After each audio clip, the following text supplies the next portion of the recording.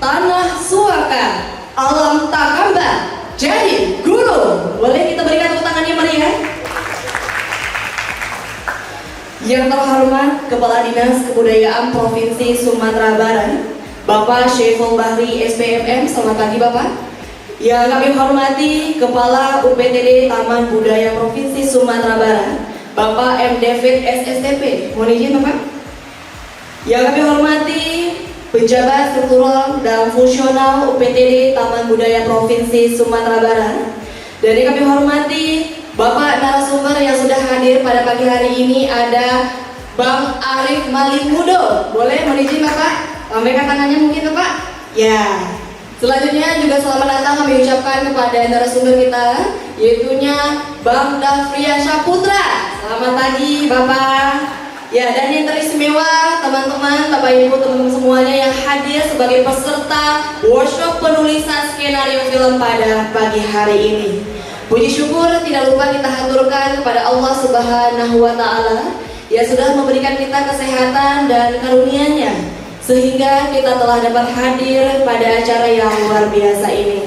Selawat beriringan dengan salam tak lupa kita haturkan kepada arwah junjungan alam, yakninya Nabi Muhammad Sallallahu Alaihi Wasallam. Baik Bapak Ibu hadirin yang kami hormati, mengawali acara kita pada pagi hari ini, marilah bersama kita mendengarkan laporan panitia oleh Kepala UPTD Taman Budaya Provinsi Sumatera Barat kepada Bapak M. David SSTP. Silakan. Salam sejahtera untuk kita semua. Salam budaya. Yang kami hormati Kepala Dinas Kebudayaan Provinsi Sumatera Barat, Bapak Syaiful Bahri SPMM. Selanjutnya yang kami hormati para narasumber dan moderator yang sudah hadir bersama kita. Hadir pada kesempatan ini Bapak Muhammad Arif atau yang lebih dikenal dengan Bapak Arif Malimudo, kemudian Bapak Dafrian Sah, dan moderator kita Bapak Akbar Nikolas. Selanjutnya yang kami hormati para pejabat struktural dan fungsional di lingkup Dinas Kebudayaan Provinsi Sumatera Barat dan UPTD Taman Budaya Sumatera Barat. Selanjutnya yang kami hormati para peserta workshop penulisan skenario film. Ini masih muda-muda semua Pak Kadis. Ini sangat terlihat sangat antusias untuk mengikuti workshop selama mungkin 3 hari ke depan untuk lebih menimba ilmu dari para narasumber kita nanti. Berkumpul pada pagi hari menjelang siang ini dalam rangka mengikuti pembukaan workshop penulisan skenario film dengan tema Tanah Suaka, Alam Takamba Menjadi Guru. Selanjutnya salawat beri salam hendaknya senantiasa selalu tercurah kepada pucuk pimpinan umat Islam Nabi besar Muhammad Sallallahu Alaihi Wasallam. Allahumma shalli ala Muhammad wa ala ali Muhammad. Bapak Kepala Dinas, Bapak Ibu yang kami hormati, izinkan kami pada kesempatan ini menyampaikan beberapa hal dan informasi terkait dengan pelaksanaan workshop ini. Yang pertama, dasar kegiatan itu Undang-Undang Nomor 5 Tahun 2017 tentang Kemajuan Kebudayaan. Kemudian yang kedua, Peraturan Presiden Nomor 108 Tahun 2024 tentang Desain Besar Manajemen Talenta Nasional.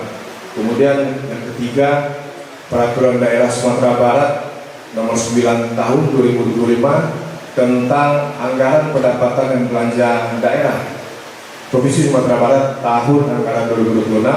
Yang keempat, Peraturan Gubernur Sumatera Barat Nomor 31 Tahun 2025 tentang penjabaran APBD Sumatera Barat tahun anggaran 2026. Yang kelima, BPA Dinas Kebudayaan UPTD Taman Budaya tahun anggaran 2026. Yang kedua, tujuan kegiatan yaitu workshop penulisan skenario film ini bertujuan untuk satu, memberikan pemahaman dasar mengenai teknik penulisan skenario film. Yang kedua, mendorong peserta menggali tema-tema lokal sebagai sumber cerita film. Jadi sesuai dengan tema kita, tanah suaka, alam, takabang, jadi guru. Yang ketiga, mengembangkan gagasan cerita yang mengangkat isu perlindungan alam dan lingkungan. Yang keempat, menghasilkan draft skenario film pendek yang berangkat dari nilai-nilai budaya lokal.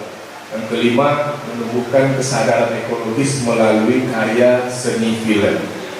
3 Romawi, hasil yang diharapkan dari kegiatan workshop ini, pertama tentunya terinformasikannya program dan kegiatan di Dinas Kebudayaan Sumatera Barat, UPTD Taman Budaya, terutama ini khususnya dalam rangka penguatan program manajemen talenta nasional di bidang seni budaya. Selanjutnya 4 Romawi, peserta yang akan mengikuti workshop ini di sini Pak Kadis ada berjumlah 25 orang Pak, hadir semua 25 orang lengkap. Ini terdiri dari pelajar, mahasiswa, kemudian dari komunitas film dan juga ada komunitas seni tentunya yang ingin menimba ilmu di bidang perfilman, dan juga generasi muda yang memiliki minat tentunya dalam penulisan skenario film. Peserta ini, izin Pak Kadis, ini berdasarkan hasil seleksi Pak.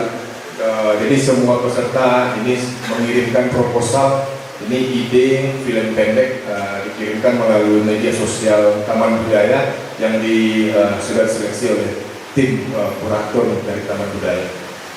Selanjutnya 5 Romawi, waktu pelaksanaan kegiatan workshop penulisan skenario film ini akan dilaksanakan selama kurang 3 hari, dimulai pada hari ini yaitu pada tanggal 21 sampai dengan 23 April tahun 2026, bertempat di lantai 4 Gedung Kebudayaan Sumatera Barat.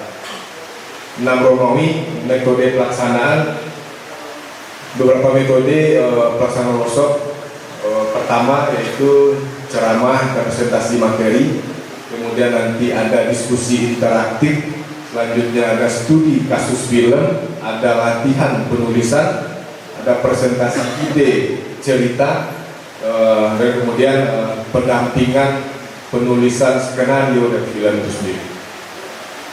7 Romawi, pembiayaan untuk pelaksanaan kegiatan workshop penulisan skenario film ini dibebankan pada BPA OPD Dinas Kebudayaan Provinsi Sumatera Barat, UPTD Taman Budaya tahun 2026 pada subkegiatan pemberian penghargaan kepada pihak yang berprestasi atau berkontribusi luar biasa sesuai dengan prestasi dan kontribusinya dalam pemajuan kebudayaan dengan subkode subkegiatan 2.22.1.02.0003.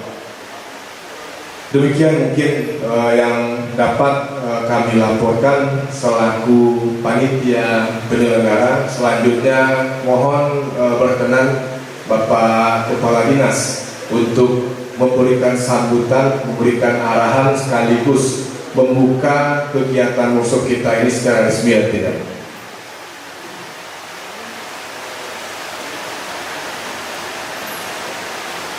Kita coba akhiri dengan pantun karena kita Dinas Kebudayaan.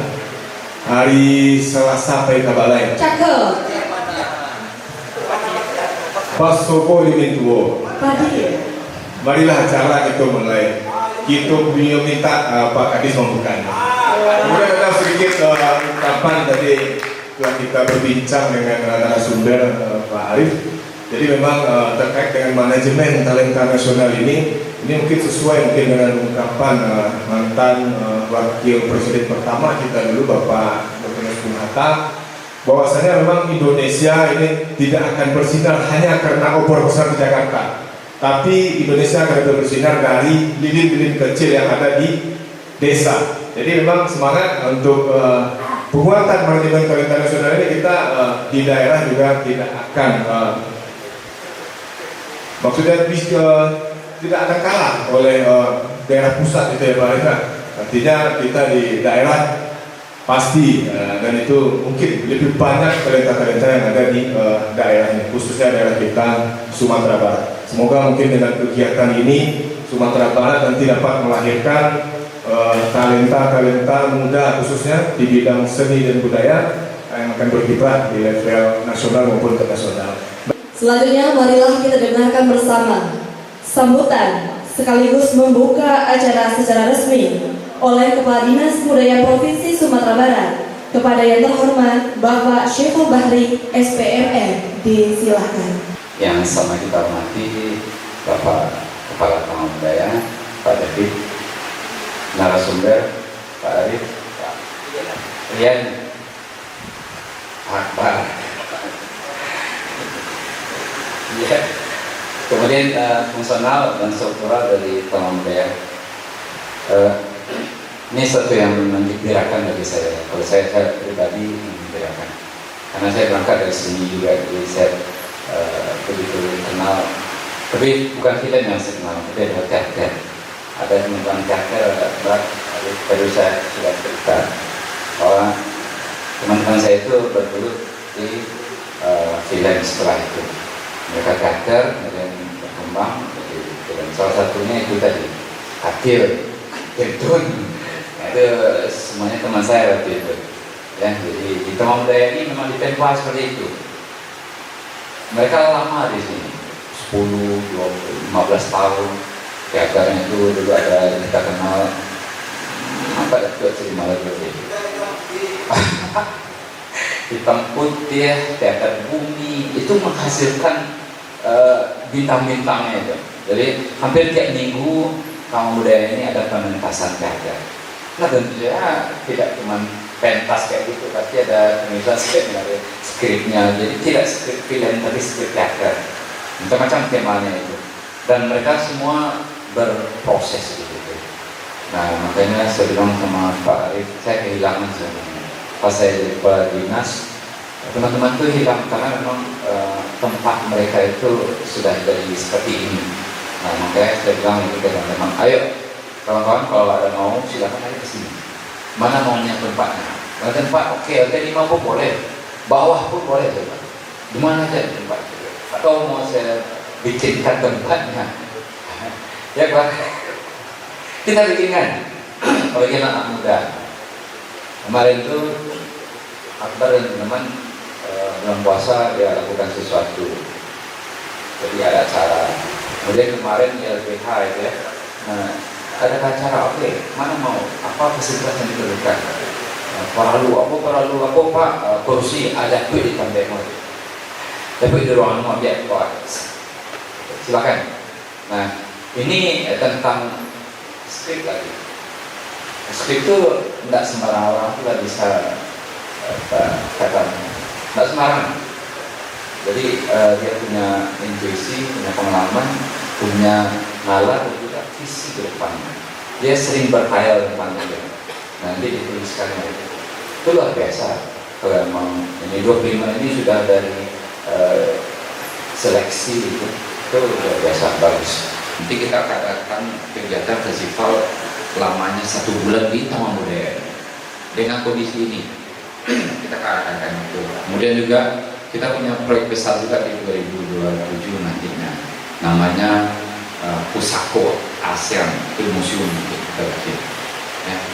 Jadi tentang film kemarin datang ke saya sudah cerita Pak Arif, Leo Production itu dari Jakarta.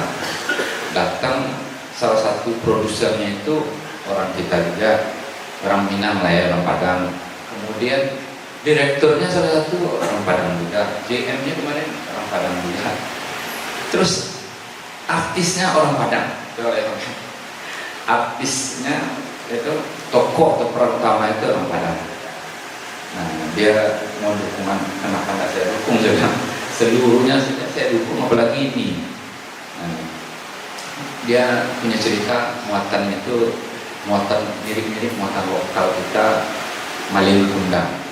Dia kasih judul Jangan Buang Ibu. Tapi muatannya itu muatannya tentang Malin Kundang itu, tapi kekinian. Nah itu kita kita diskusi panjang dari tentang bagaimana kita bikin suatu film yang memang itu diterima oleh anak-anak muda. Tapi harus punya message, harus punya pesan, jangan pura-pura aja, tapi punya pesan itu sampai ke masyarakat atau anak-anak kita, anak-anak muda.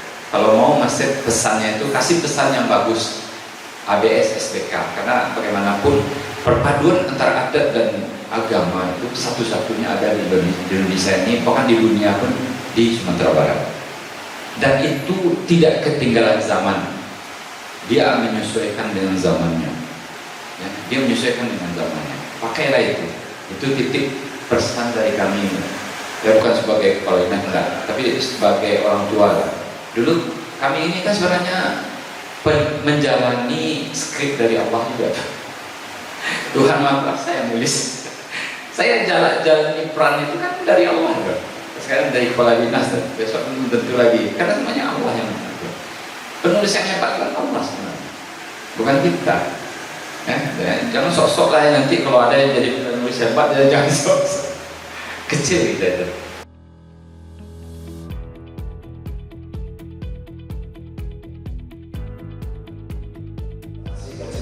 Dan terima kasih juga kepada Kepala Dinas Pengelolaan Budaya, dan ada Arif di sini juga, ada Darian. Akhirnya kita ketemu karena cukup mendadak kita meeting kemarin ya, beberapa hari yang lalu. Dan terutama sekali kepada teman-teman yang sudah berpartisipasi menjadi peserta workshop penulisan naskah film ini. Jadi ya mudah-mudahan kita bisa dapat apa yang bisa kita dapat dari sharing pengalaman oleh Uda Arif dan Uda Darian dalam 3 hari ke depan. Mungkin tadi udah di ini ya, mungkin teman-teman pada tahu nih ada Da Arif di sini dengan beberapa filmnya. Ada mungkin yang paling umum itu Liam Laila yang bisa tahu Sulawesi juga. Liam Laila udah 2 ya? Oh belum, masih 1. Perjalanan terakhir ya, yang paling terakhir ya. Terus ada Darian juga, itu kalau nggak salah kita mesin koreksi Pak Barua ya. Pak Barua kita kebetulan juga ininya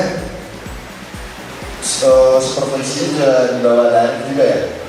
Jadi ini teman-teman sebenarnya mereka udah sering tektokan dalam konteks kepenulisan naskah gitu.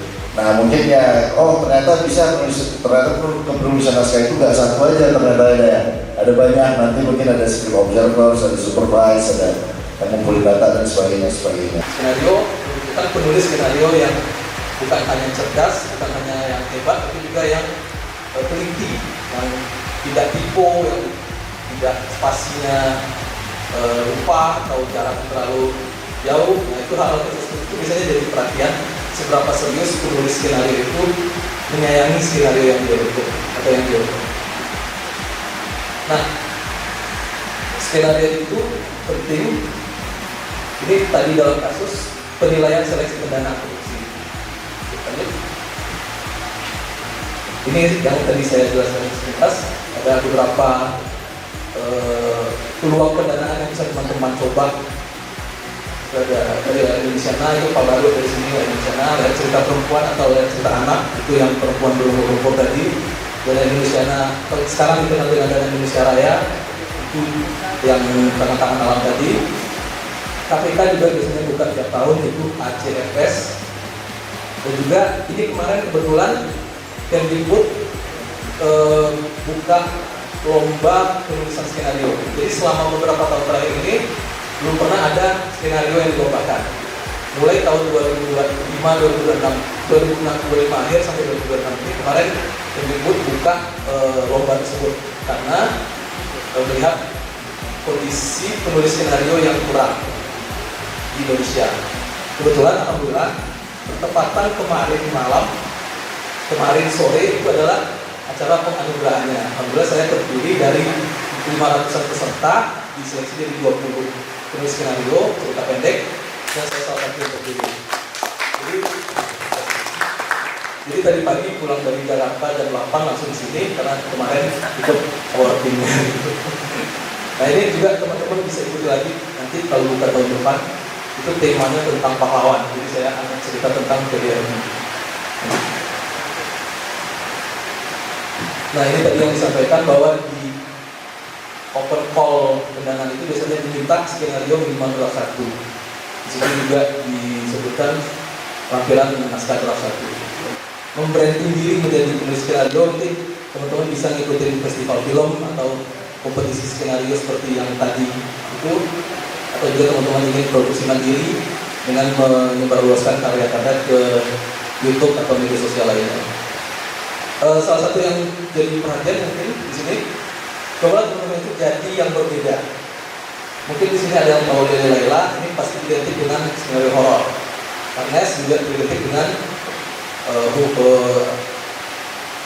komedi. Nah, coba teman-teman gali apa yang kesukaan dalam tulisan yang rasanya enak untuk nulisnya mengalir gitu.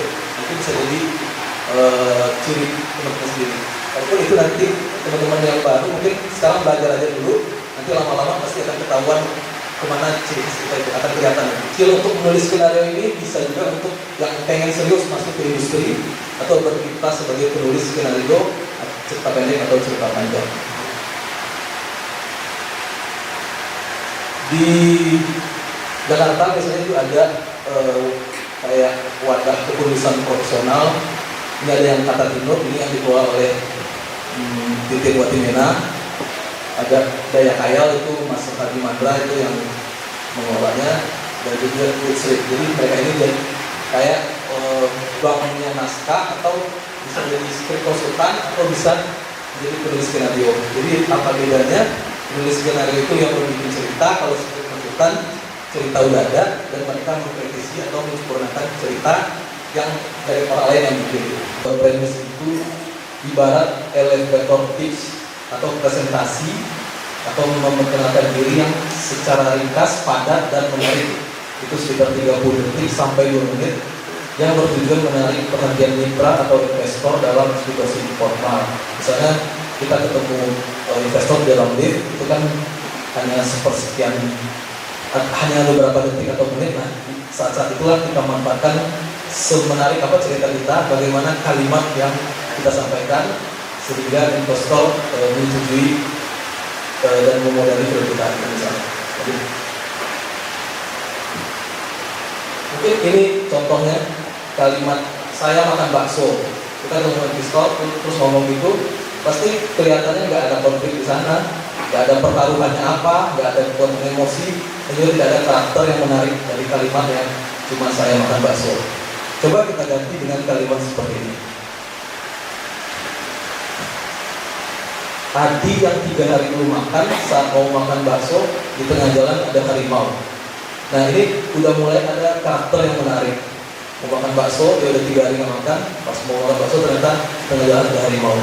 Ada emosi di sana. Kita mulai merasakan ketakutan dia yang lagi lapar, terus ketemu harimau, gimana dia mau larinya gitu misalnya. Juga ada konflik besar oleh karakter lemah. Konflik besarnya ya itu tadi harimau tadi kan. Oleh karakter yang lemah si Adi ini yang tidak berdaya.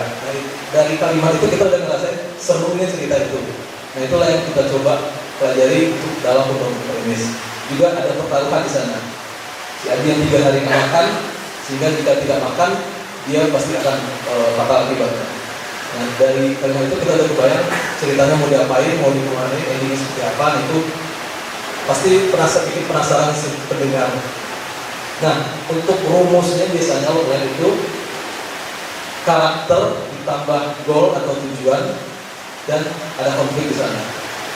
Sekali lagi, logline itu karakter seseorang atau tokoh ditambah goal atau tujuannya apa, dianggap disebut dikali konflik dan ada konflik di sana. Jadi,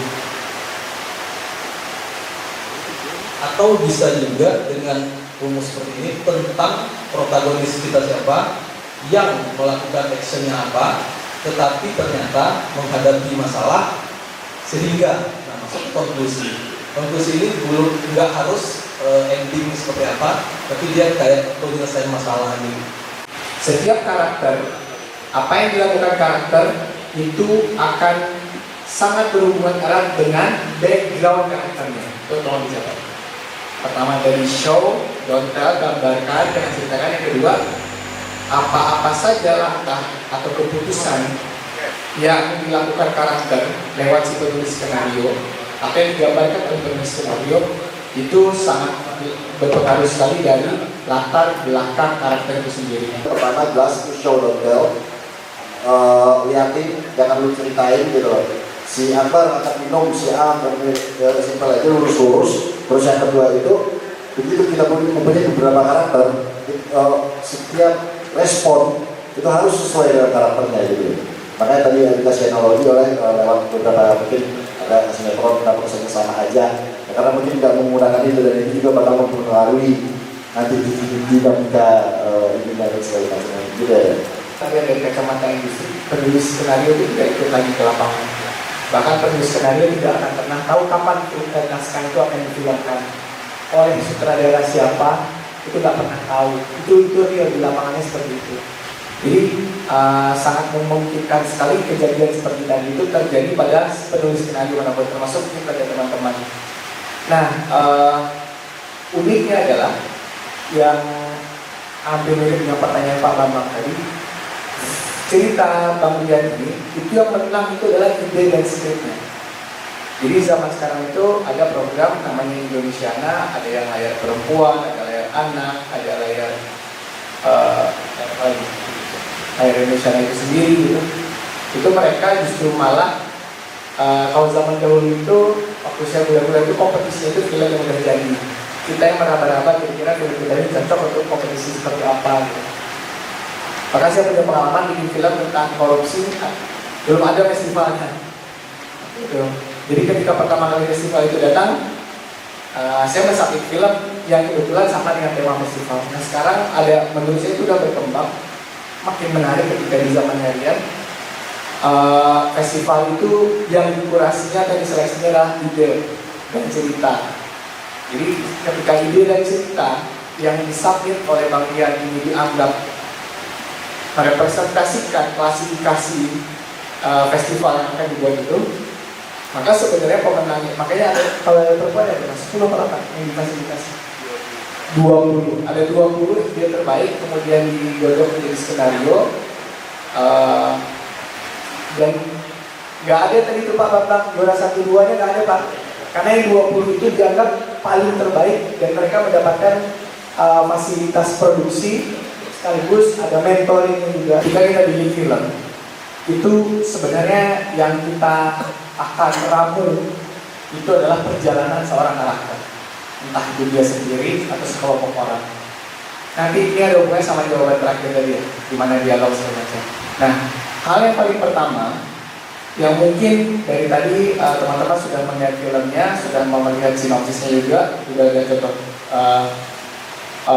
contoh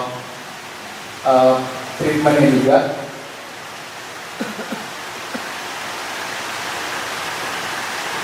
Sekarang yang paling penting adalah bagaimana teman-teman, saya nggak tahu di seleksinya kemarin itu apakah diwajibkan buat training atau tidak. Nggak ada ya, maksudnya nggak ada keharusan untuk mengirim premis ya. Jadi ketika kita bicara film, kita elemen budaya, elemen latar belakang masalah, elemen situasi itu adalah universe yang membentuk cerita itu sendiri. Tetapi hakikatnya adalah kita harus punya satu karakter yang itu akan kita bina, yang itu akan kita pupuk dari sebelum halaman pertama kita tulis sampai halaman terakhir kita tulis sampai nanti difilmkan. Nah, sebelum kita membuat premis cerita, sekarang kita harus tahu dulu kita sedang memperjuangkan karakternya seperti apa.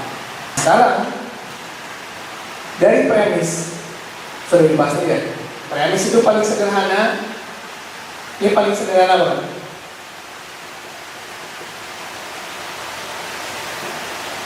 Ini diisi dengan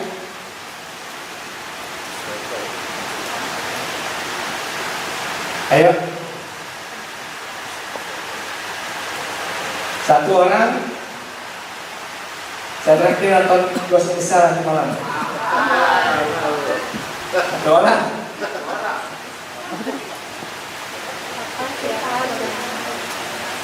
Iya dijawab. 5 detik ya. 5, 4, 3, 2, 1. Habis. Ini rumus ajaib yang saya yakini semua kita, kalaulah bahasanya Rian, saya senang banget yang mentornya Rian mengatakan, kalau bisa anak SD ngerti kalau baca itu, oh saat itu gini, oh dia jatuh, oh dia terpeleset, dia apa.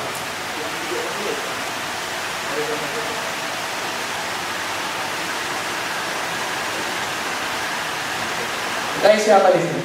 Halangan, rintangan. Keinginan, oke kita tampung dulu. Hambatan. Siapa lagi mau coba? Ini hadiahnya udah hapus ya dari 5 kan 5. Siapa lagi? Ada lagi? Ini kamu punya nggak? Siapa? Sini. Oh ini punya ya.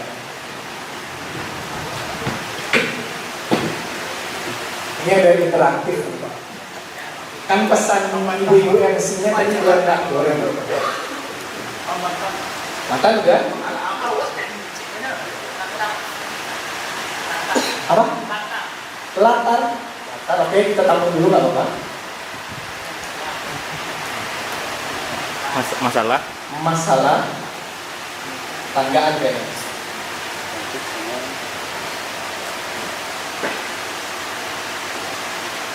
Bis, kita kunci. Cukup? Sip? Apa Pak? Ingin kaya. Di sini nih Pak. Boleh kita jadi contoh kasus. Tujuan ingin kaya.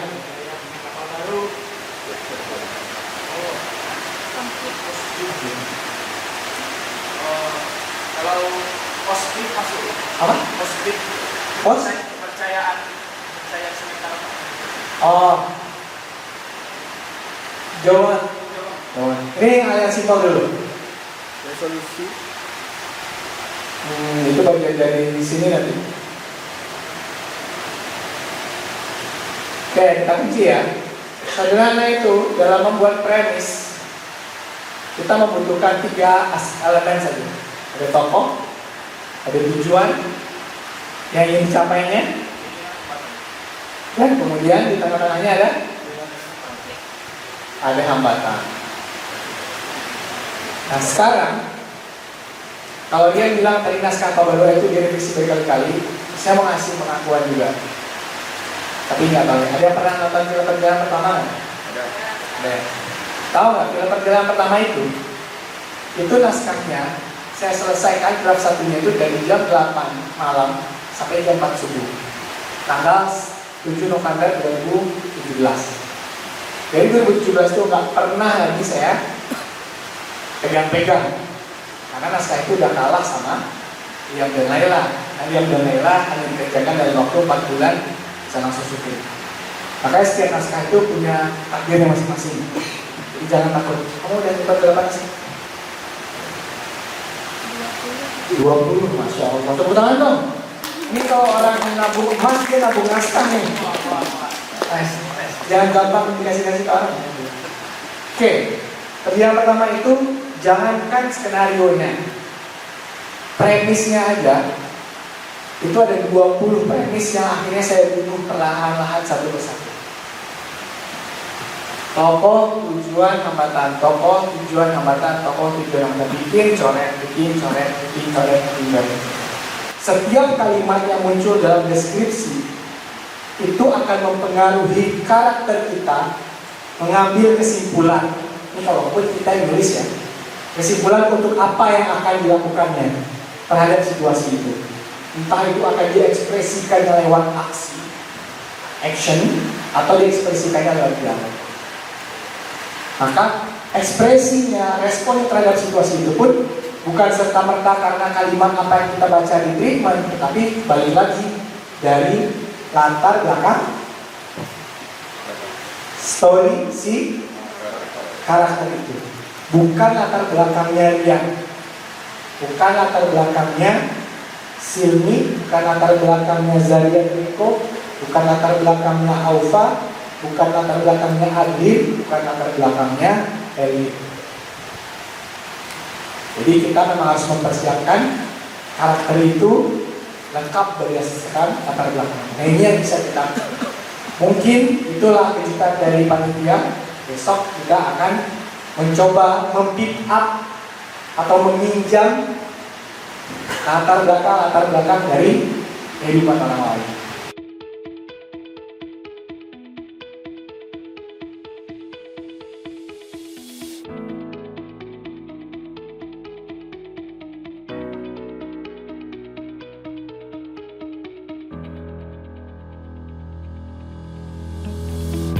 Baik, hari ini tujuan kita datang ke pasar ini adalah ingin menyamakan persepsi bahwasannya sebelum kita menulis background cerita atau latar belakang cerita, hal yang paling utama dilakukan oleh seorang penulis adalah menyiapkan background karakter story. Jadi biasanya kalau ada yang memulai dari tapi gini dulu latar belakang ceritanya. Sekarang kita geser sedikit aja. Kita lebih geser ke belakangnya. Kita lagi mengumpulkan aset, background, karakter dari yang akan kita bikin cerita nanti. Jadi workflow-nya adalah teman-teman, setiap orang yang teman-teman lihat nanti itu versi pertama boleh diwawancarai. Jadi objeknya ada 3 nih. Pribadinya, kemudian hal-hal yang berhubungan dengan pribadinya, kedua hal-hal yang berhubungan dengan isu terhadap profesinya itu sendiri. Sebagai contoh, misalnya tadi kami ketemu bapak-bapak petugas kebersihan lagi nyapu. Kalau dirinya sendiri, teman-teman bisa tanya lah, anaknya 3, anaknya 5, anak sekolah di mana. Yang kedua, kita mesti tahu isu yang common yang sedang terjadi di profesi yang kita lihat itu. Saya kayak bapak petugas kebersihan tadi, isu terbaru adalah ada petugas kebersihan yang memang itu adalah pegawai pemerintah, ada petugas kebersihan yang itu adalah pegawai outsourcing ternyata. Nah itu ada dilema apa di situ, ada potensi konflik apa di situ. Pokoknya dikumpulin, namanya juga aset. Jadi potensi karakter ini kita kumpulin dulu sebanyak mungkin.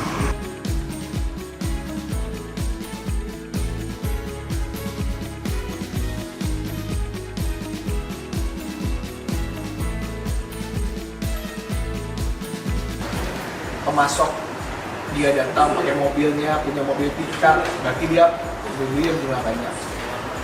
Tapi ternyata supply ikan itu pun menarik temuannya. Sekali datang itu, ikan itu bisa bernilai 5 juta. Sekali datangnya dia cuma nunggu itu.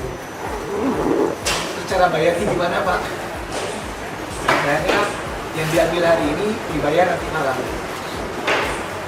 Ada yang sesekali dia itu full bisa bayar seharga 5 juta, dia enggak juga terkadang. Kalau enggak lagi, wah itu yang wow, bisa kemana-mana nih.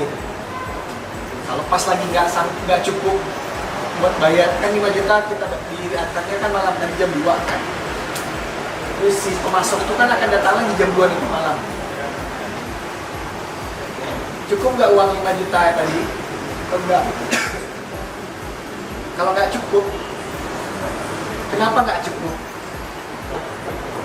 Itu gamenya kita tuh. Apakah sebenarnya pagi hari sebelum dia menutup lampaknya itu sebenarnya udah cukup 5 juta, bahkan udah berlebih?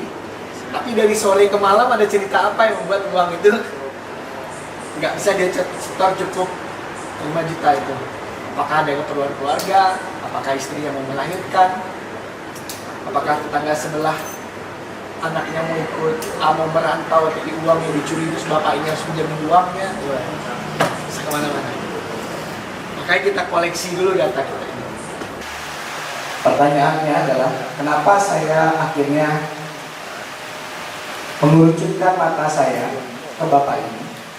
Karena dari sekian banyak pedagang ikan di pasar itu tadi, bapak ini sudah mulai menyapu-nyapu lapaknya.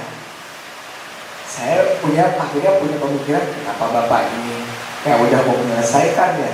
Apakah bapak ini tidak jualan atau apa?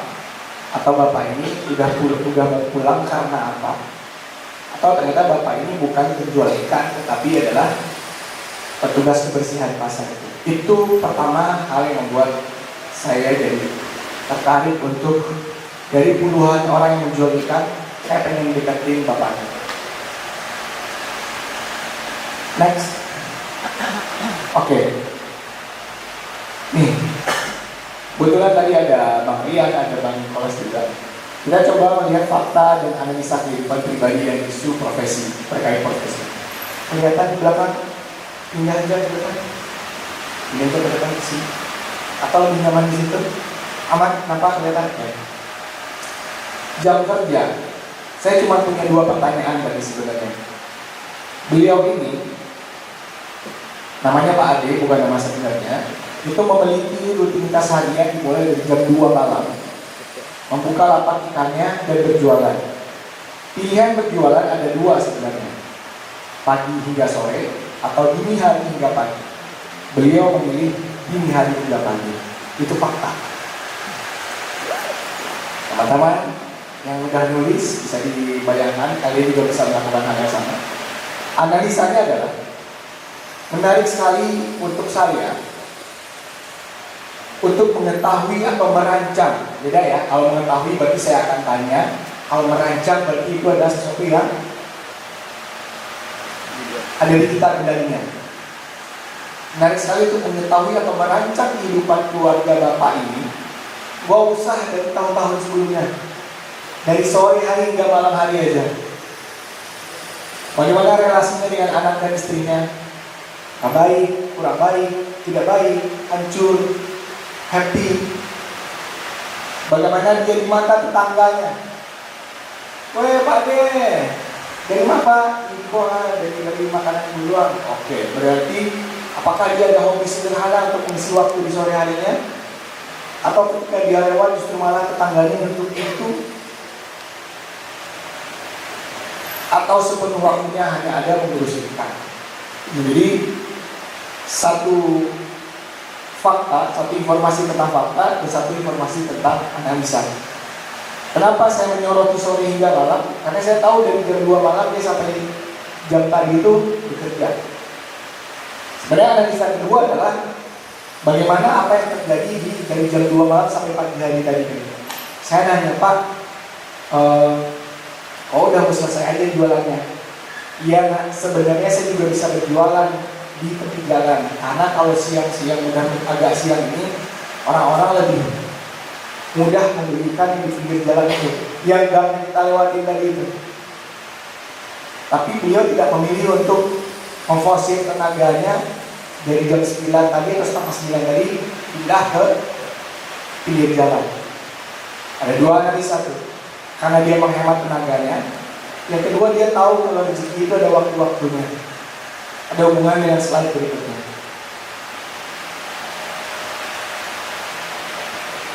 Nih, ini fakta di atas. Adi bukanlah pedagang besar yang dapat memilih langsung pada bos ikan. Dia hanyalah pedagang eceran yang menanti pemasok datang ke lapaknya pada malam hari.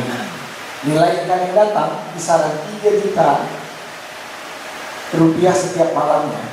Cara pembayarannya adalah di malam berikutnya. Analisa sederhana kami. Menarik untuk mengetahui atau merancang, apakah Adi ini sanggup membayar setiap malam di berikutnya itu? Apakah tidak sanggup? Kalau tidak sanggup, karena apa ketidaksanggupan itu? Dan bisa jadi dari banyak faktor yang terjadi di sore ke malam yang membuat dia kembali lagi ke lapak ikan itu. Sampai di sini ada kebayang nggak rasa-rasa potensi cerita atau potensi konflik yang bisa kita hadirkan itu? Contohnya, kalau di halaman pertama tadi itu akan ada cerita Ade dan keluarganya, atau Ade dan tetangganya, atau Ade dengan keluarga sekitarnya. Di slide ini, dengan informasi ini akan ada Ade dan lingkungan kerjanya. Ade dengan supplier, Ade dengan calon pembeli, Ade dengan preman, Ade dengan lain-lain. Dan ketika ngomongin tentang uang tadi, biasanya banyak hal, apalagi bagi seorang laki-laki. Saya tanya, ibu ngapain Pak? Ya deh, istri saya di rumah aja. Oke, saya mencoba untuk kasih berpositif thinking terus. Wah pasti ya Pak, sesuai sunnah. Dia di rumah aja, ada bikin nongkrong sekali-sekali di rumah aja. Anak gimana Pak? Anak 3 orang, satunya baru tamat kuliah, satunya sedang kuliah, satunya SMA. Coba bayangin, kalau misalnya uang 3 juta, dia atau nilai ikan senilai 3 juta itu sebenarnya ketika dia jual di jam 2 pagi sampai jam setengah 9 tadi, udah terkumpul uang 3 juta. Mungkin lebih ya, karena dijual ikan pasti ada labanya, ada margin. Dan tiba-tiba kalau kita bikin cerita, di malam berikutnya, ikan datang lagi kan yang baru, seharga 5 juta. Yang 3 juta ini nggak bisa dia bayar. Itu udah jadi cerita. Kenapa Ade nggak bisa ngasih uang 3 juta ke si pemasok ikan tadi? Jadi pertanyaannya atau kemungkinannya adalah apakah situasi itu terjadi di rumah dan sekitarnya seperti slide pertama? Apakah misalnya istrinya mau melahirkan, dia butuh uang untuk itu? Atau ada tetangga sebelah rumahnya mau menikahkan anaknya tapi mau bayar tenda, uangnya kurang, uang dia. Atau ada apa misalnya? Ada hal-hal lain yang secara naluriah tokoh Ade ini nggak bisa menolak untuk nggak ngeluarin uang yang 3 juta itu yang seharusnya akan dia bayarkan nanti malam ke si pemasok. Dan dampaknya apa? Bisa jadi malam datang dia nggak sanggup bayar, ternyata itu bukan yang pertama kali, itu udah yang sekian kali. Akhirnya si penjual ikan, si pemasok atau anak buah bos ikan ini nggak mau lagi naruh ikan senilai 3 juta atau 5 juta itu, maka malam itu dia tidak punya stok ikan di lapaknya. Apakah dia akan panik menghadapi itu? Apakah akan dia pulang menjelang subuh? Apakah dia akan bunuh diri? Apakah dia akan minta atau minjam ikan dari teman sebelahnya? Banyak sekali posibilitas. Hanya dengan fakta satu paragraf yang saya dapatkan. Next slide. Ini fakta yang agak menarik kami temukan. Permintaan dan rantai bisnis. Para pembeli yang membeli di tempat Ade, ini jawaban pasti kalian juga mikirin hal yang sama. Para pembeli yang membeli di tempat Ade rata-rata adalah untuk kebutuhan restoran dan rumah makan.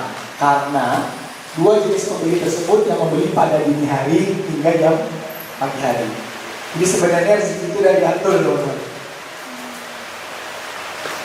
Jenis 2 klasifikasi pembeli ini, mereka membeli di dini hari untuk mereka masak segera, untuk mengisi restoran mereka atau rumah makan mereka di pagi hari.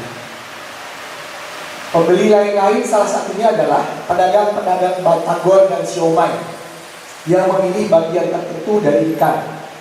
Biasanya sampai 50 kilo per malam untuk jenis pembeli ini. Namun sekarang berkurang drastis menjadi 20 hingga 30 kilo saja. Karena apa? Hal ini penting. Karena ada salah satu jenis usaha food and beverage yang memasok makanan ke sekolah-sekolah, berdampak pada anak-anak sudah kenyang dan anak-anak tidak membeli batagor dan siomay lagi di sekolahnya. Potensi masalah nggak? Secara kasat mata, ini hanya berdampak pada pedagang batagor sebagai yang merasakan di lapangan. Namun dari sisi lain, kita juga simpulkan bahwa Ade juga sebenarnya merasakan dampaknya. Apakah Ade termasuk orang yang akan mempermasalahkan hal ini, atau dia tetap menjalani hidupnya seperti biasa dan justru punya masalah lain selain masalah ini? Ini adalah gambar ibu penjual sayur. Di lapaknya itu ada 4 ikat sayur dan terdiri dari 2 sayur kampung urat dan satu lagi juga nggak ada akarnya. Kan kepalanya ketika bicara, cahaya matanya memberikan kesan bahwa pria tua ini memiliki kebaikan hati yang tulus. Dari obrolan saya dengan Pak Sot, setiap pagi Bapak ini berjalan dari kediamannya di Burun Lawe ke Pasaraya. Jadi kalau dalam hal baik-baik atau bahagianya, bunga ini bisa menggambarkan rasa cinta gitu. Tapi di satu sisi dengan bunga mawar ini juga adalah suatu lambang kesedihan, karena ini bakalan ditabur di atas kuburan orang yang tidak cinta gitu. Jadi memang udah dari dulu ya. Ya dulu pertama di Padang kan tahun 2000 tuh saya termasuk orang-orang yang berjualan merantau ke Padang. Nah itu penjualannya adalah bubur sum-sumnya dulu 2000, sekarang sudah 8.000. Dari 2000 sampai 8.000 dan menikah dan punya anak di Padang. Kurang mana saya tanya gitu, orang Majalengka katanya. Orang Majalengka sudah ini ya punya anak iya. Bapak ini tadi dia kuli manggul. Iya, katanya dia kuli manggul. Nah, jadi kebetulan tadi tidak sempat wawancara, jadi saya foto aja. Dunia yang hidupnya itu hanya sekitar pasar dan dari daerah Surupok ke daerah Surupok. Yang menganggap bahwa dia hidup di dunia tidak layak dan suatu saat dia bekerja dengan apa yang dia bisa dengan satu tujuan, agar mengumpulkan uang dan mendapatkan pemakaman yang layak. Pertama, faktanya dulu, ibu ini seorang pemasok pisang, yang mana di sini itu pembeli, maksudnya pembeli yang akan menjualkan lagi, dan ibu ini datang bersama anaknya 20-30 menit. Saya mencoba sedikit mereview satu persatu tadi. Untuk kisah ibu penjual sayur tadi itu sangat banyak sekali potensi karakterisasi yang bisa kita pinjam dari situ atau kita amati dari situ. Misalnya, nggak semua kalau orang yang bekerja di tempat yang menurut kita, menurut pandangan umum itu tidak prestisius, tapi ternyata itu adalah ladang yang atau ruang yang nyaman bagi seorang lain. Seperti itu berdagang jual sayur cuma 5 ikat, tapi dia tidak membutuhkan uang sebenarnya di situ. Walaupun kita belum tahu seberapa besar usaha melon anaknya itu. Bilang ibu penjual bunga kubur, Pak Bambang ini bicara tentang cukup tidak cukup dicukupkan. Kalau profesi jadi penjual bubur sum-sum ini nggak akan dia ganti, karena memang ternyata ada orang yang ekspektasinya nggak seperti, nggak harus mengukur ekspektasi kehidupan itu sama dengan orang lain. Ini berharga sekali kan. Ketika kita berangkat, semua orang di dunia ini pengen kaya. Ternyata ada orang di dunia ini memang hidupnya pengen dari hari ke hari saja. Jadi makanya kalau kita masuk ke ranah dilema sosial hari ini, ketika semua atau kebanyakan berita yang kita dengar, Gen Z banyak yang anxiety karena membanding-bandingkan pencapaian teman-temannya dengan dia. Kita bisa belajar dari film tentang Bapak Sum-Sum ini bahwasanya dia nggak perlu membandingkan dengan orang-orang Majalengka yang lain yang ada di Padang. Dia nggak perlu membandingkan Sum-Sum dengan Ayaka, Sum-Sum dengan Pop Ice. Dia merasa nggak berkompetisi, no competition dalam hidup dia sebenarnya. Nah ini bisa jadi kisah inspiratif. Fajri, nenek dan Vespa tadi menariknya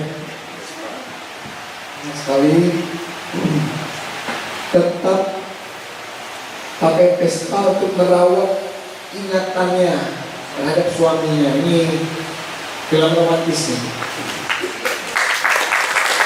Film romantis tanpa perlu ada adegan romantis itu lebih susah dan lebih luar biasa impactnya ke penonton. Elin observasinya terhadap pedagang ayam yang adalah laki-laki, mahir menggunakan pisau, pisaunya dapat dari mana, dan ini juga hal yang saya rasakan nih Elin. Ketika kita ke pasar, dia nanya mau buat apa dia. Nah, yang perlu diingat, skenario itu bukan skenario yang bagus karena kualitas sastranya, tapi kemampuan efektif dalam mendeskripsikan secara visual, seperti yang dibilang Bang Arif kemarin, show don't tell. Jadi yang dibikin itu yang deskripsi visual, bukan yang kalimat berbunga-bunga atau bermajas-majas. Nah ini tampilan skenario teman-teman. Jadi nanti kalau untuk lebih mudahnya itu ada nama softwarenya Panagraph. Itu biasanya otomatis nanti akan bisa kita memilih fitur-fitur dalam pembuatan script skenario. Kalaupun tidak, ada juga format Word yang sudah ada template-nya. Jadi nanti teman-teman akan dikirim di grup, mungkin nanti ada format Word yang bisa dibantu untuk dalam kita membuat skenario. Atau untuk lebih mudahnya, teman-teman download Corel. Di halaman skenario ini ada beberapa komponen yang penting. Biasanya di awal itu namanya scene heading. Scene heading ini yang seperti dijelaskan kemarin, ada nomor scene dan juga ada keterangan lainnya yang nanti akan kita jelaskan masing-masing. Juga ada action atau visual description, karakter, dialog, transisi yang disitu, dan scene number.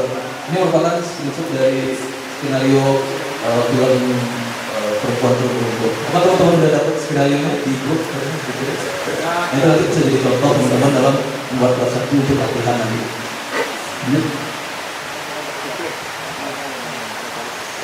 Nah ini juga istilah lain, istilah yang ada nanti kita jelasin satu-satu. Ada parental, ada extension.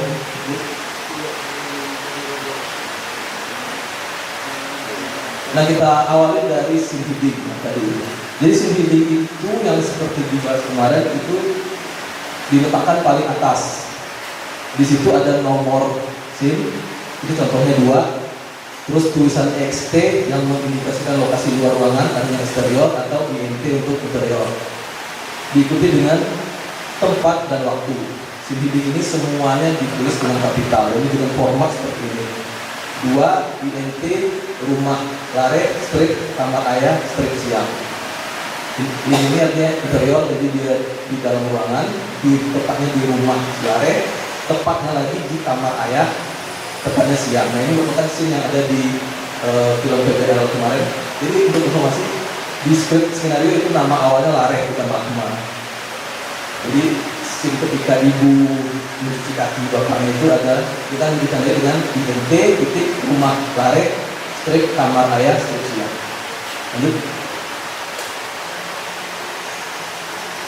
Nah untuk nomor scene itu penetapannya dilakukan karena ada perubahan tempat. Jadi setiap tempat yang berubah itu diperbarui nomornya. Begitu juga dengan waktu ataupun perubahan keduanya. Nah nanti jadi satu scene itu nggak harus beberapa paragraf atau beberapa dialog. Satu scene itu terikat dengan waktu dan tempatnya. Jadi walaupun panjang boleh aja scene-nya, pendek pun juga boleh. Yang memisahkannya adalah perbedaan waktu, perbedaan tempat. Lanjut. Nah ini karakter. Jadi ketika pertama sekali karakter itu muncul di skenario, itu nama karakter harus ditulis dengan huruf besar semuanya. Untuk selanjutnya boleh dilakukan dengan penulisan seperti biasa, huruf besar di awal, huruf kecil di akhir.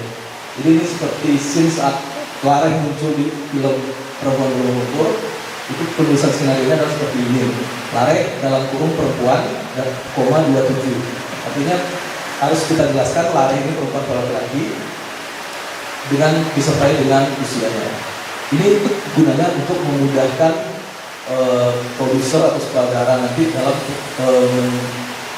men-casting pemain. Jadi akan diketahui berapa kebutuhan pemain perempuan dan juga dikategorikan berapa umurnya yang akan dicari nanti. Boleh lanjut? Nah, dalam penulisan skenario itu juga ada ketentuan petunjuk suara. Untuk suara yang kita tuliskan, misalnya di skenario Perempuan Berumur ini ada, saya bikin lama-lama suara sapi menenun di kejauhan beriring bunyi ganto dari leher sapi. Ini ada di scene 3 ketika lari di rumah. Jadi di situ kita pengen ada suara sapi dan juga ada bunyi ganto atau gantungannya. Nah itu kita tekankan dengan menulis suara itu yang dituliskan ke dalam huruf besar semua. Nah ini yang dibesarkan adalah suara sapi, melenguk, dan juga bunyi ganto. Ini dua suara yang dibesarkan hurufnya. Jadi ini nanti untuk memudahkan pada saat editor juga, pada saat editing. Jadi nanti naskahnya juga akan diserahkan ke tim pasca produksi juga sebagai panduan. Nah, ini untuk mencari suara efek dan sebagainya, ini juga perlu.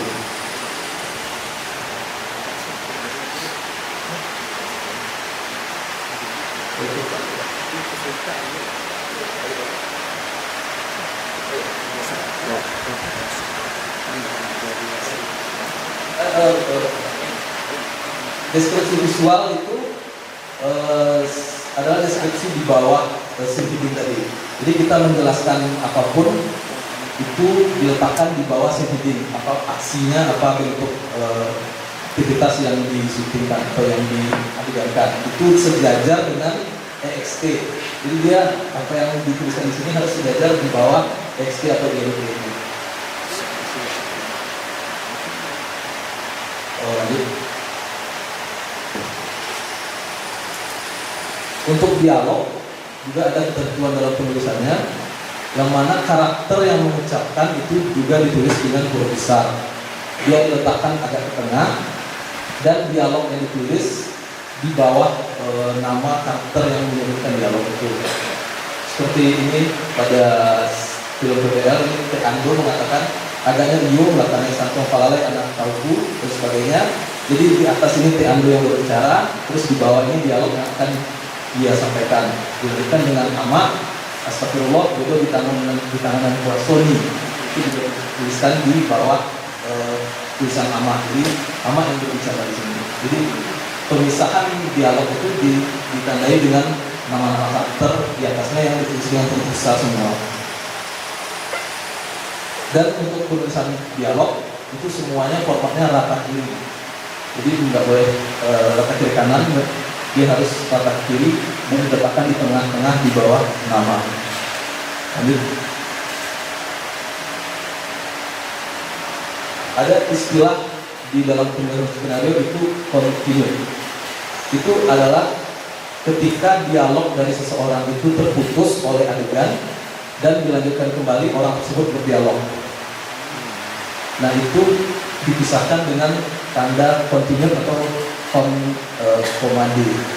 Misalnya ini di adegan pada saat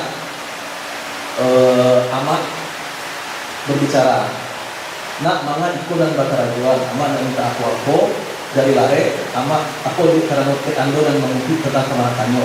Terus ada adegan lare tersenyum ketika memandangi matahari senja. Setelah adegan itu ditayangkan, lanjut lagi dengan Ama berbicara. Ama hendak memasuki lari menikah dan sebagainya. Jadi di antara dua dialog itu ada satu adegan. Untuk dialog keduanya dikasih keterangan kontinu. Tidak ada. Nah, Amon pulang berhenti di depan rumah Gadang menatap kesal pada si Beruk. Makan dulu. Amon taruh di bawah kawan ya. Setiap orang dengan latar belakang psikologi yang berbeda, latar belakang pendidikan yang berbeda, latar belakang status sosial ekonomi yang berbeda, latar belakang religiusitas yang berbeda, latar belakang cara pandang terhadap lingkungan sosial berbeda, akan memiliki daya ungkap yang berbeda dalam pemilihan diksi atau frasa-frasa dalam dialognya. Makanya ada pepatah Minang bahaso menunjukkan bangso, itu kira-kira artinya apa?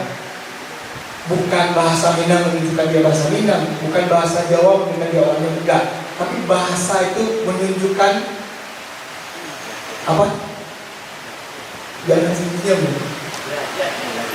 Menunjukkan kita tuh ada di posisi mana. Jadi penting sekali kita membuat background karakter ini, karena dengan itu kita sebagai penulis akan mencoba menggunakan titik pandang kita sebagai si tokoh itu. Saya mau kasih contoh, tapi sayangnya kita nggak terhubung dengan internet.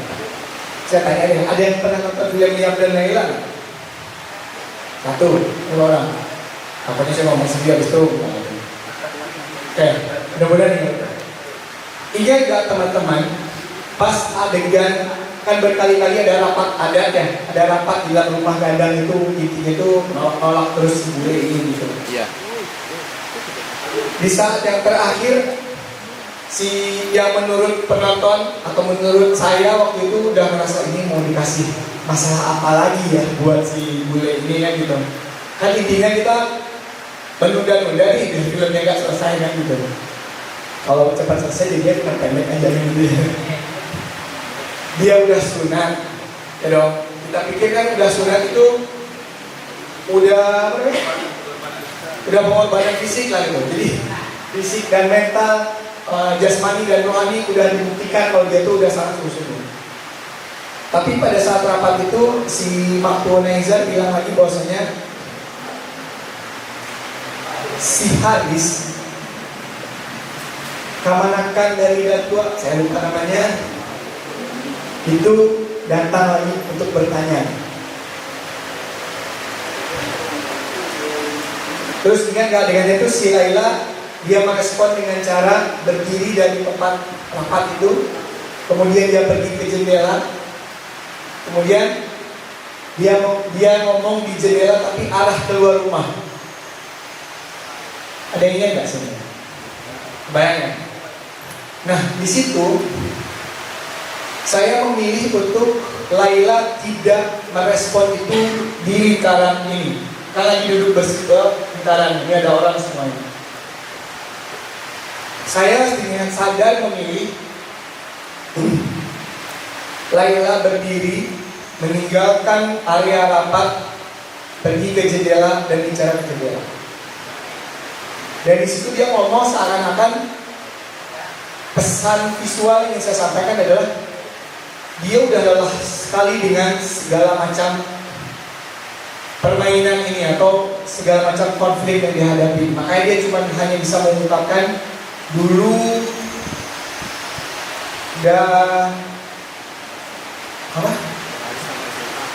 waktu SMA. Aduh, ini dia benar-benar bukan sekali nggak apa juga. Oh iya, dulu udah ada calon si Haris tamat SMA nggak diterima. Terus ada namanya satu lagi laki-laki ya, mau dibawa ke Malaysia juga ditolak. Yang ini si bule udah datang dari jauh juga ditolak. Maksud ini mau keluarga saya ini apa sih kan gitu. Sebenarnya bukan sebenarnya. Saya jelasin ini dulu. Kalau saya itu bisa ditonton nanti malam. Kalau pakai Netflix boleh, pakai bajakan saya jelaskan aja. Saya anggap itu aman jaringan. Tapi jangan di film berikutnya. Itu ada background, mungkin yang background karakter. Laila sekolahnya tinggi. Di dalam film udah dijelasin kalau dia tuh ngomong berbagai macam bahasa. Kemudian untuk bikin si yang ini ngerti Islam, Laila ngajarin si yang itu Islam pakai bahasa Inggris.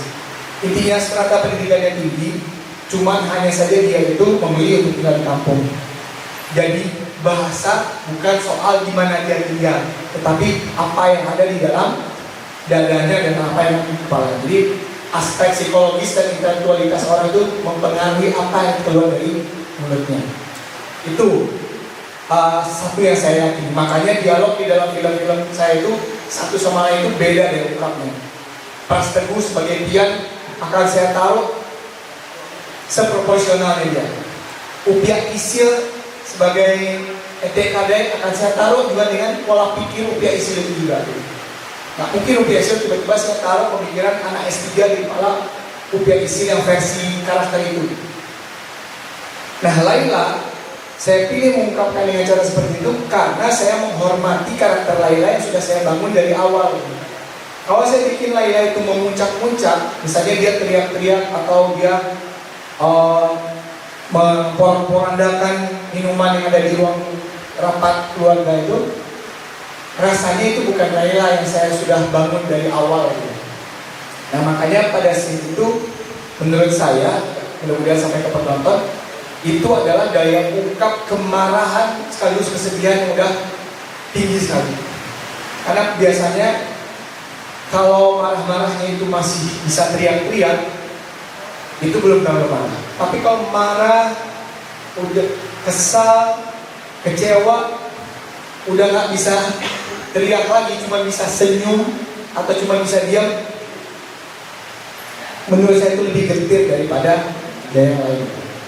Nah itu sebenarnya salah satu contoh yang pengen saya contohin bahwasanya background karakter akan mempengaruhi apa yang keluar dari mulut karakter kita. So, jadi teman-teman nanti malam, ini udah ke penghujung ya.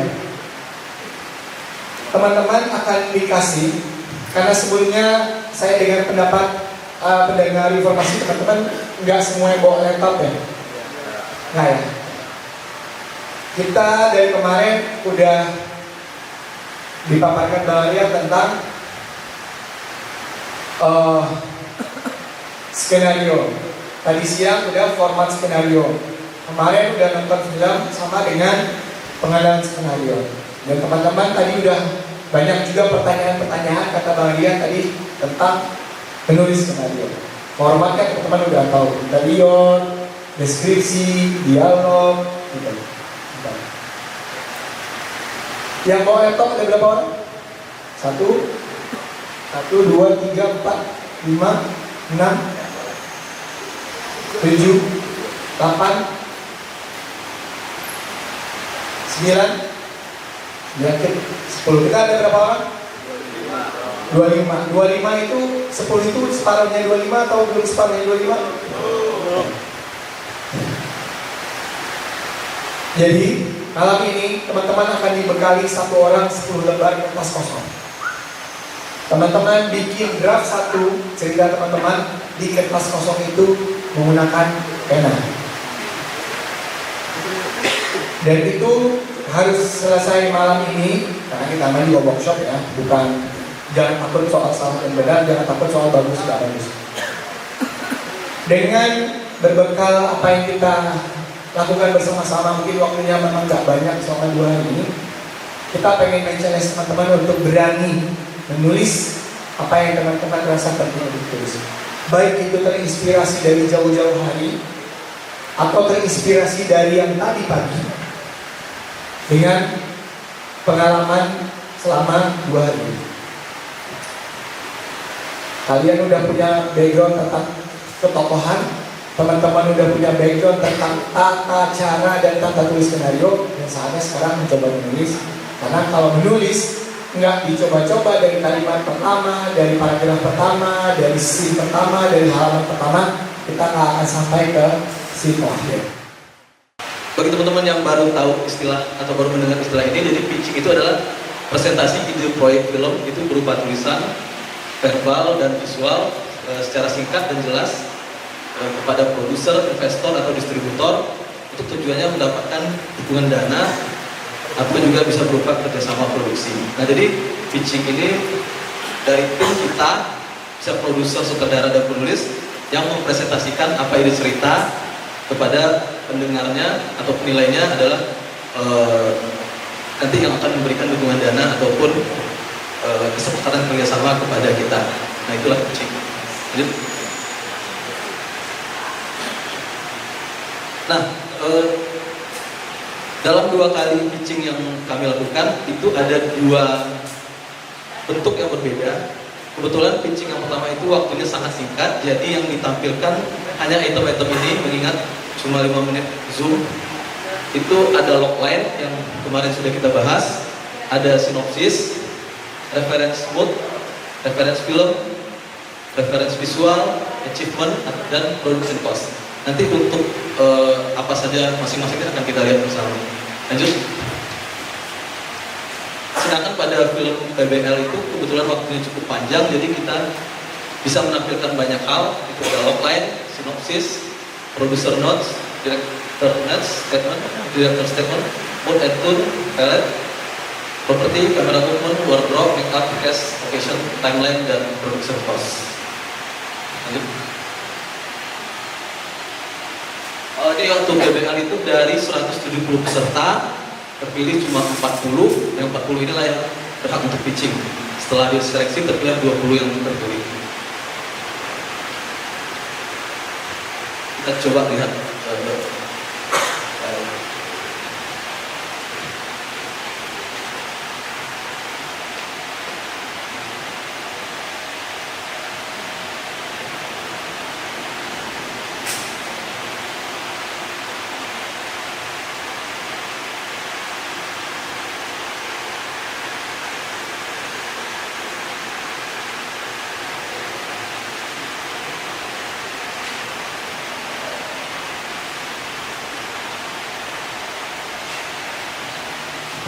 Mungkin sedikit informasi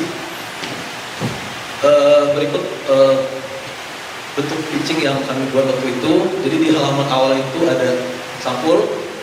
Tipsnya mungkin buatlah semenarik mungkin, karena tampilan pertama bisa menjadi kesan berarti bagi penjudi. Jadi ini karena kita mengangkat tentang Bruk, kami bikin ada animasi Bruk di sana. Lanjut.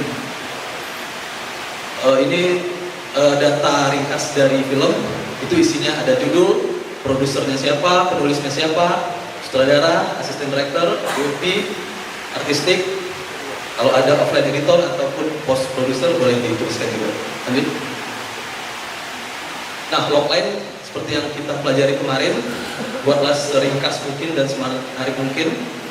Ini kita bikin kemarin logline-nya cerita tentang anak seorang pebarut pemilik kelapa yang ingin menyingkirkan kepada grup peliharaan ayahnya karena ia kerap diajak teman-temannya. Itu logline secara singkat. Lanjut.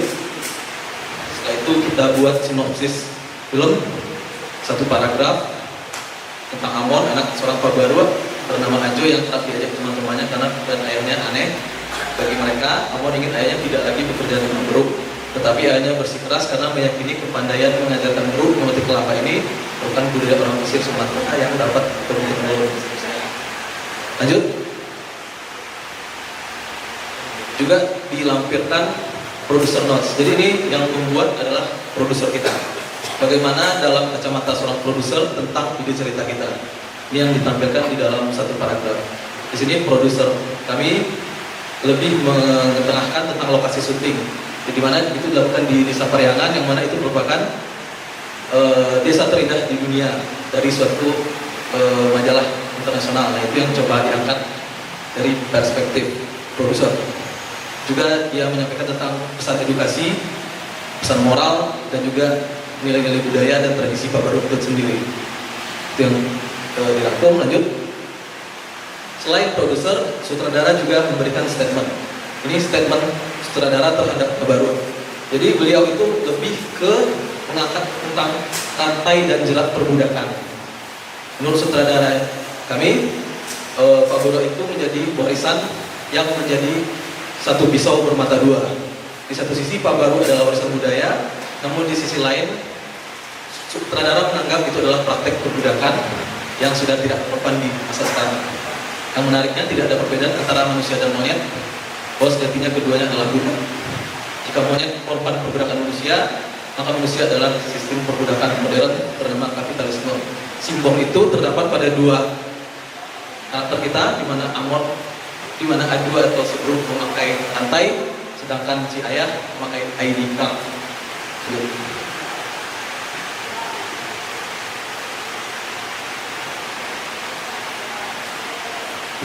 Juga dijelaskan tentang sepintas tentang tone atau warna properti nanti juga yang akan dipakai.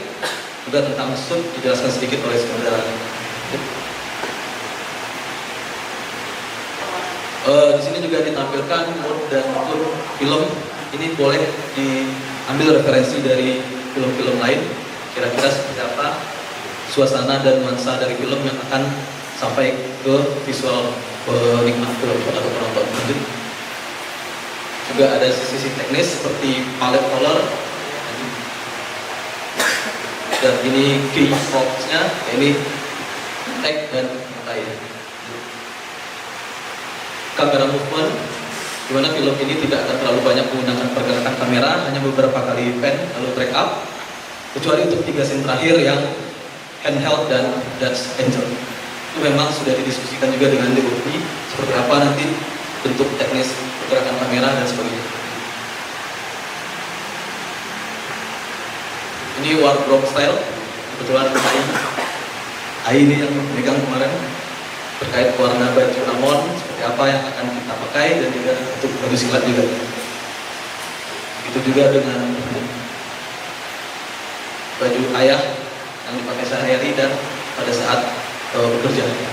Itu gambaran yang akan diterapkan di film. Lanjut ke make up reference.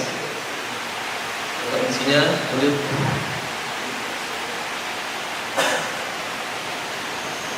Juga make up reference pada saat scene terakhir seperti apa mungkin referensi yang didapat dari film-film lain. Juga casting khusus untuk pemain anak-anak yang di Pabarut itu kita melakukan casting langsung ke sekolah-sekolah yang ada di Kota. Jadi itu mereka pertama kali di depan kamera, dan alhamdulillah mereka tampil percaya diri dan berakting seperti apa yang kita lihat kemarin. Lanjut. Ini yang terpilih.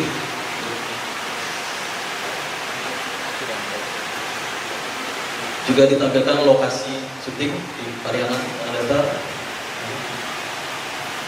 Juga yang perlu ditampilkan adalah timeline production. Jadi estimasi waktu yang akan dipakai dan step-step dalam setiap harinya seperti apa yang akan dilaksanakan, yang bisa dirancang dalam beberapa bulan, yang detail setiap harinya apa saja, setiap minggunya apa saja, dan ada penanggung jawabnya. Misalnya location syuting itu ada talent syuting, untuk development ada penulis, sutradara, dan produser, dan sebagainya. Bulan pertama, bulan kedua, baik itu production maupun hingga aspek. Di sini juga khusus untuk penulis, juga kita dikasih deadline draft berapa, draft 1 kira-kira blok di tanggal berapa, draft 2 tanggal berapa, dan final draft di tanggal berapa, hingga naskah kita bisa jadi untuk bahan produksi. Terakhir ini RAB. Jadi untuk investor ataupun penilai kita, tentu saja apa saja item untuk RAB ini jadi penilaian penting. Apakah film kita nanti dinilai mereka terlalu tinggi, melebihi budget mereka, ataupun ada hal-hal lain terkait teknis keuangan produksi. Nah, itu jika waktu yang diberikan cukup panjang, mungkin itu bisa jadi pertimbangan pada saat melaksanakan pitching. Namun jika waktu singkat, ini kita ada contoh satu lagi yang perempuan berlumpur, itu ada beberapa slide.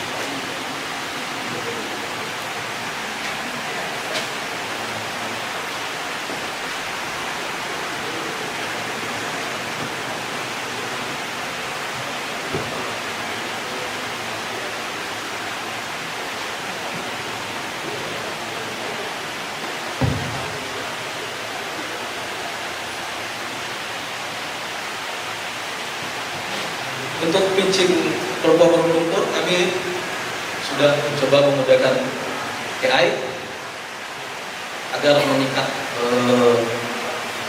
penilai itu. Ini untuk halaman awal. Lanjut.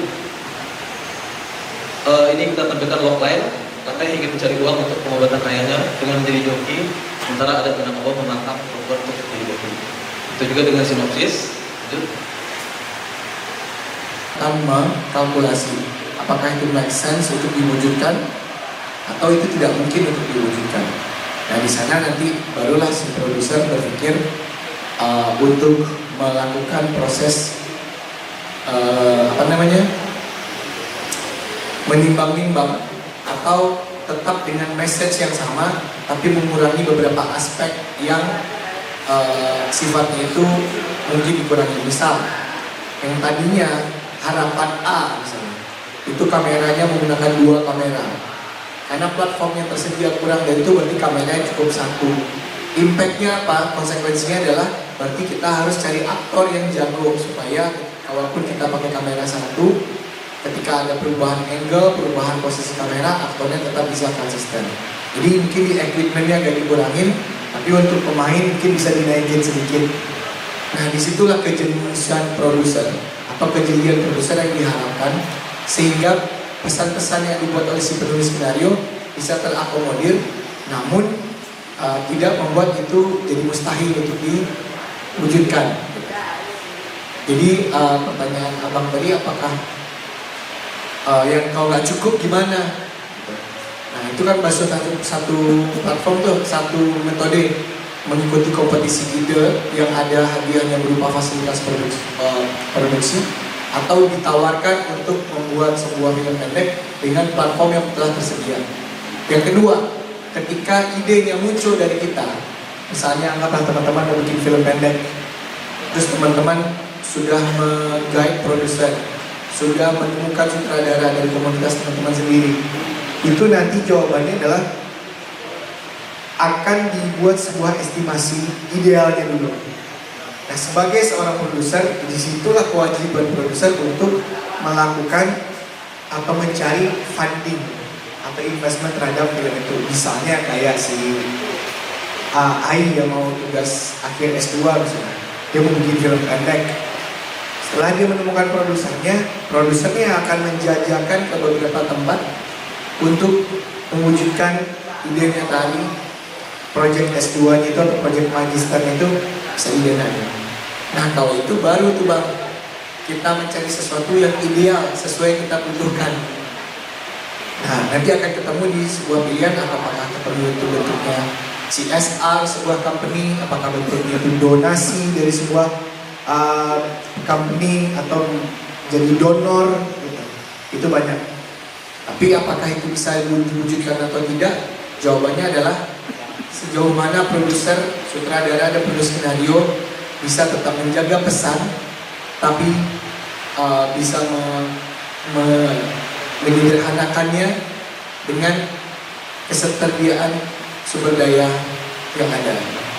Dalam perjalanan batinnya, realitas dan masa lalu bercampur hingga ia menemukan kebenaran pahit tentang siapa sebenarnya pembuli itu. Terkait struktur dalam penulisan skenario itu adalah hal dasar yang harus dipahami oleh seorang penulis skenario. Karena jalannya cerita atau alur cerita itu adalah pengembangan dari struktur, khususnya dalam skenario itu ada dikenal dengan struktur 3 babak. Jadi setiap penulis skenario harus paham bagaimana pola dalam penyusunan cerita yang menarik, unik, dan berkesan untuk penonton. Seorang penulis juga sebenarnya boleh untuk berpikir liar, boleh untuk mengembangkan ide sebebas-bebasnya. Namun cerita yang menarik tentu ada alurnya, ada dinamika dalam proses penceritaan. Nah, itulah yang kita pelajari di sini. Jadi, struktur memang setidaknya untuk penulis pemula, struktur harus dikuasai terlebih dahulu sebelum kemudian mereka bebas untuk berekspresi. Pak Baru kan ide ceritanya itu dari Pariaman, di situ ada dikenal dengan istilah beruk, maksudnya di situ dikenal dengan kebiasaan beruk yang memanjat kelapa. Nah, bagaimana itu dituangkan ke dalam cerita yang menarik, itulah yang menjadi PR dalam penceritaan. Artinya dalam kondisi yang realistisnya seperti kebudayaan kita yang ada di lapangan, nah bagaimana itu membuat cerita yang menarik di dalam sebuah cerita harus ada unsur-unsur seperti drama, unsur-unsur terkait ironi ataupun emosi di dalamnya. Nah itu yang kita coba terapkan di dalam film kita Baru. Biasanya mereka setiap tahun melaksanakan open call dan ada tema-tema tertentu yang diminta oleh pihak terkait. Nah itulah yang kita coba fasilitasi, seperti apa cerita yang kuat dengan tetap berpedoman kepada tema yang mereka tawarkan. Dan juga bagaimana cara kita mendapatkan ide-ide dari sekitar kisah, khususnya di Sumatera Barat ini, yang kita kelola dalam bentuk cerita yang menarik. Kebetulan cerita kita memang berbasis kepada alam. Kami mempunyai 2 film, yakni Pak Baru dan Perempuan Burung Lumpur, yang mana Pak Baru identik dengan beru dan Perempuan Burung Lumpur identik dengan sapi atau penjawi. Nah, hal itu yang kita coba kembangkan ke dalam media film dengan cerita-cerita yang relevan untuk generasi zaman sekarang. Itu bisa dalam bentuk konfliknya seperti apa, dalam bentuk setting yang kita angkat adalah kondisi saat ini, dan juga mungkin properti-properti yang mendukung. Ya, yang pasti setiap peserta harus tetap semangat dalam menulis, jangan berhenti menulis. Kalau bisa setiap hari membuat premis-premis baru, tetap peka terhadap sekitar, tetap memperhatikan sekitar dari kacamata penulis, memungut ide-ide menarik dari sekitar, terkhusus untuk kebudayaan. Sumatera Barat itu punya banyak potensi cerita yang menarik untuk diangkat. Di Sumatera Barat itu ada banyak sekali benda cagar budaya ataupun nilai cagar budaya ataupun benda cagar budaya yang bisa menjadi inspirasi dalam bercerita. Harusnya itu bisa menjadi salah satu inspirasi yang kemudian diangkat ke dalam film. Saya sangat percaya bahwasanya cerita-cerita yang lahir dari kesederhanaan itu biasanya bisa mempunyai titik pandang yang cukup dalam. Oleh karena itu, mengajak peserta untuk bisa memahami wajah karakter-karakter yang kita temui di sekitar kita, itu bisa membantu para peserta untuk memperbanyak koleksi aset respon-respon karakter yang akan mereka jadikan bahan inspirasi. Semua punya cerita, kita semua menyaksikan peristiwa-peristiwa setiap harinya, namun ada beberapa kisah atau beberapa peristiwa yang mungkin bisa kita bingkai menjadi film. Ada mungkin beberapa peristiwa yang hanya bisa lewat begitu saja. Nah, untuk bisa dijadikan film, biasanya ada beberapa unsur. Pertama, ada unsur dramatik dari peristiwa yang kita lihat itu yang kemudian akan kita internalisasi dalam pikiran kita dan kemudian akan kita jadikan entah dalam bentuk naskah, kemudian dijadikan film. Filosofi yang sangat kuat sekali dari Minangkabau, Alam Takambang Menjadi Guru ini memang sebenarnya mengajak kita untuk mempergunakan mata kita, mata hati kita, dan pikiran kita untuk memantau banyak hal yang paling dekat dengan kita. Dalam hal ini adalah sebenarnya kan konteks gaya hidup dan cara hidup. Nah, dalam workshop ini kita menjadikan wajah-wajah ayah-ayah kita, ibu-ibu kita, paman-paman kita yang ada di pasar sebagai objek observasi kita. Observasi dalam artian setiap manusia punya kisah di belakangnya. Setiap orang tua punya kisah di balik kekuatannya. Jadi ketika kemarin kita bisa melihat teman-teman berada di sedang melakukan outing di lapangan, ada yang melakukan wawancara, ada yang hanya mengamati dari jauh, ada yang mencoba berinteraksi dan bisa mendapatkan banyak cerita di balik kehidupan tokoh-tokoh atau masyarakat yang sedang diobserve itu. Bikinlah cerita, buatlah skenario yang ketika nanti difilmkan, teman-teman akan merasa bangga bisa mewariskan cerita itu kepada generasi berikutnya. Perkenalkan, nama saya Ikhwanul Fajri, berasal dari Kabupaten Solok. Baik, perkenalkan, nama saya Iman Fikirlani, panggilan Iman, asal dari Kota Sawah Lunto. Halo, kenalin nama saya Elin Siskadayani, saya dari Kota Padang. Assalamualaikum warahmatullahi wabarakatuh. Perkenalkan, nama saya Rizky Refli, dipanggil Eki, saya dari Solo. Halo, nama saya Beni Judanda, saya bergerak di komunitas seni kuliah. Untuk kesannya selama mengikuti workshop penulisan naskah film ini, daging semua ya. Jadi saya itu emang untuk teori penulisan naskah itu emang dari nol. Tapi setelah mengikuti kegiatan ini, kesannya itu mantap banget pokoknya. Dan pesannya, kegiatan ini harus sering-sering atau tiap tahun dilakukan oleh Taman Budaya Sumatera Barat. Mungkin kesan dan pesan saya untuk mengikuti workshop selama 3 hari 2 malam ini mungkin banyak hal-hal yang saya temukan, mungkin dari pengenalan struktur naskah yang saya tidak duga bahwasanya ada runtutan yang perlu diketahui dan diperjelas lah lebih spesifik lah cara membuat naskah yang benar bagi yang awam gitu. Jadi tidak ngasal buat naskah. Memang di sini kita diajarkan untuk secara detailing dari hal-hal kecilnya. Pesan dari acara workshop penulisan skenario film ini sangat bagus banget, menarik, dan materi yang diberikan sama narasumber Bang Arif dan Mbak Ria ini sangat daging banget dan sangat bermanfaat bagi siapa saja yang mau ikutan sebagai penulis skenario pemula. Saya sih lebih seneng kalau kegiatan ini tuh terus berlanjut dan ada hasilnya kayak produksinya, dan itu perlu beberapa divisi kayak skenario, sutradara, dan itu tuh saling bergabung buat bikin satu kesatuan film yang bagus dan baik. Terima kasih pada Dinas Kebudayaan Sumbar yang telah memberikan fasilitas workshop skenario penulisan film. Dan terima kasih pada narasumber Bang Arif sama Bang Rians. Mereka sangat luar biasa sekali. Banyak ilmu yang saya dapat dan sama teman yang lain juga dapat. Basicnya kami dari teater, tapi beberapa kali mencoba memproduksi film pendek. Dan dengan adanya workshop penulisan skenario ini bersama narasumber Bang Arif Mudo dan Bang Rian, itu bisa memberikan ilmu baru bagi kami yang bergiat di komunitas. Dan tentunya saya setelah dari sini tentu akan men-sharing juga ke komunitas bagaimana penulisan skenario, hingga tadi juga ilmunya sampai pitching film, bagaimana memberikan ide kreatif skenario kepada produser hingga penggarapannya. Workshop penulisan skenario film